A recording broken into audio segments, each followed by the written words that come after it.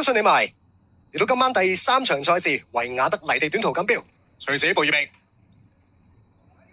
起步嘅時候比較快啲咧，直闖強中嘅個出閘咧，相當之好反應啊！自強不息咧就喺馬林嘅中後段嚟嘅啫，大概第6位到嘅前少少位置咧，仲有大羅兒咧，亦都唔慢啦，拍住喺隔離咧，余世寶嚟嘅中外檔嘅馬啦，分別你見到回星閣啦、大愛蘭粉紅色衫咧就逆風順行嚟嘅，咁再後邊啦，紅色衫係美洲舞台守住喺第5位度啦，咁飛出去外檔咧，咁仲見到咧就係啲直闖強衝啦，暫時係個外碟嚟嘅。自強不息而家係邊啊？藍色眼罩、黃色衫嗰匹啦，暫時喺第7、8位、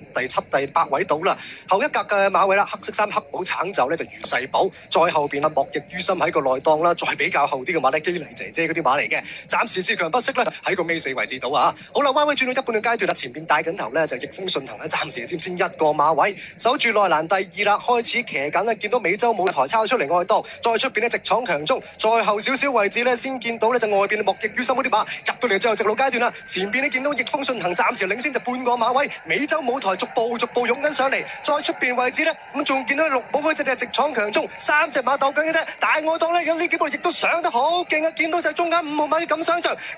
像，終點前過晒咁想像贏啊！跑過第2名逆風順行，第3名咧直闖強中。美洲舞台最後嗰幾步有啲力弱喎，不過自強不息全程係頂住個外碟，咁翻到嚟就保前5啦，咁喺個外欄位置到嘅啫，咁想像都係個級數證明佢高啲啊！喺外欄就一口氣過晒，跑第2名，中間6號逆風順行，美洲舞台臨尾嗰幾步轉弱得比較快啊，得個緊頸4。